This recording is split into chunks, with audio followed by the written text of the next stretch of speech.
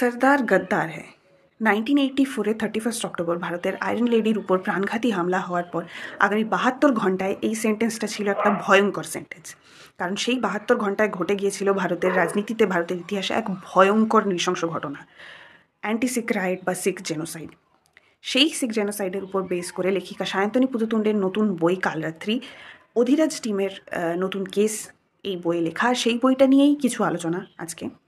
এই প্রসঙ্গে দুটো কথা বলে রাখি, বইটা প্রকাশ হওয়ার আগে বেশ কিছু বিতর্ক হয়েছে এবং সেগুলো এবং বইটার সাইজ, দাম সবগুলো দেখে সেই মুহূর্তে আমি বইটা কিনতে সিওরিটি পাইনি, তাই আমি এক বন্ধুর থেকে ঝেপে বইটা পড়লাম এবং পড়ার আগে ভেবেছিলাম যে ভালো লাগলে আমি অবশ্যই কিনবো বইটা পরে, কারণ এই সিরিজের বাকি বইগুলো আমার কাছে রয়েছে অলরেডি। আর সেকেন্ডলি, এই সিরিজের আমি কোনো বইয়েরই রিভিউ দিইনি, এটাও রিভিউ দিচ্ছি না, বাট যেহেতু এই সিরিজের বেশ কিছু বই আমি অনেককে রেকমেন্ড করেছি, তারা অনেকেই আমার থেকে জানতে চেয়েছিলেন এই পার্টিকুলার বইটার রিভিউ, তো it's just a feedback, it's not a review, যে কারণে এই ভিডিওটা বানানো। তো একটু হয়তো বড় হবে, please bear with it and let's get to the point.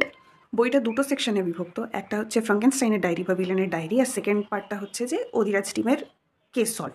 তো দুটোই সাইমালটেনিয়াসলি চলছে। আবার ফ্রাঙ্কেনস্টাইনের ডায়েরিতে দুটো টাইমলাইন এসছে, এক সেই শিখ জেনোসাইডের টাইমিংটা, আর এখনকার টাইমিংটা, যখন সে ক্রাইমগুলো করছে বা সে কীভাবে চ্যালেঞ্জেস ফেস করছে পুলিশ বা সিআইডি টিমের থেকে। এখানে বলে রাখা ভালো যে এই ফ্রাঙ্কেনস্টাইনের ডায়েরির সেকশনটা ভীষণভাবে অস্বস্তিকর, একবারে কখনোই পড়া যায় না, মানে বেশ কিছু বর্ণনা গা শিউরে ওঠানোর মতো। সেক্ষেত্রে মানে লেখা গুণ, অবশ্যই লেখার গুণ, সেটা প্রশংসনীয় বলতে আমি বাধ্য। বাট যেটা হয়েছে যে অ্যাগেন যখন সেটা সাইমালটেনিয়াসলি চলছে, অ্যাগেন ওই অধিরাজকে সুপার হিউম্যান করে তোলাটা কোথাও কোথাও তাল কেটে যাচ্ছে। একটা ভীষণ সিরিয়াস কথা পড়তে পড়তে অধিরাজকে কেউ বলছে ম্যারি মি, সেই জায়গাটা একটু বিরক্তিকর, অস্বস্তিকর।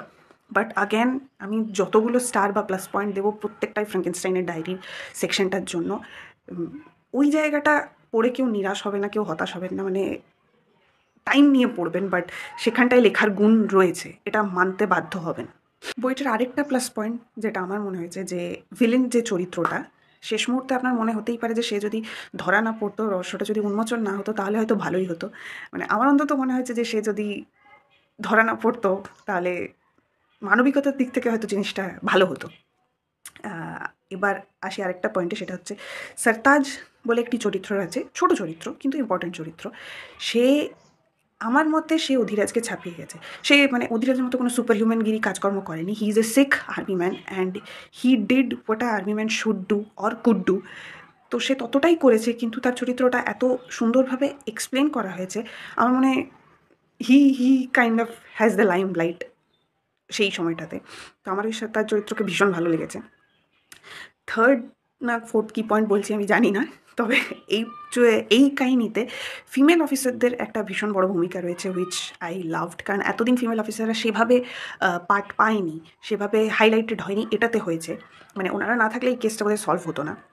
তো সেক্ষেত্রে এটা একটা প্লাস পয়েন্ট বইটার। যেহেতু একটা ঐতিহাসিক ঘটনাকে বেস করে পুরো কাহিনীটা, সেক্ষেত্রে অনেকগুলোই তথ্য দেওয়া হয়েছে, কিন্তু কোথাও ইনফো ডাম্পিং হচ্ছে বলে মনে হয়নি, which is a plus point. আর এবারের যে ভিলেন আমাদের, তার সামনে এতদিনকার যে সার্জিক্যাল সকেলার বা সর্বনাশিনী, তারা এর সামনে চুনোপুটি। যদিও পার্সোনাল ওপিনিয়ন, বাট পড়লে বুঝতে পারবেন কেন বলছি।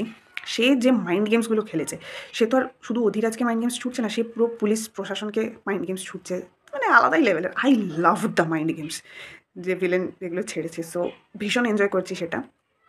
অভিযোগ অবশ্যই, যেটা আমি প্রথমেই বললাম, অধিরাজকে সুপার হিউম্যান দেখানো।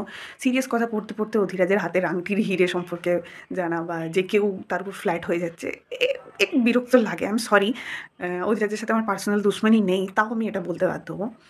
আর সেকেন্ড হচ্ছে অর্ণব চরিত্রটাকে আমার আগে খুব ভালো লাগতো, এখন খারাপ লাগে সেটা বলবো না, কিন্তু এই কেসটাতে যেন সে একটু বেশি মিসোজিনিস্ট হয়ে গেছে। আমি জানি না লেখিকা কী ভেবে এটা লিখেছেন, বাট পার্টিকুলার এই কেসটাতে একটু যেন বেশি মিসোজিনিস্ট লেগেছে আমার। আমি বলছি না এই বইটা মাস্ট রিড, কিন্তু পড়ে দেখতে পারেন। আমি রিস্ক নিয়ে পড়েছি, আমি হতাশ হইনি, এটুকু আমি বলতে পারি।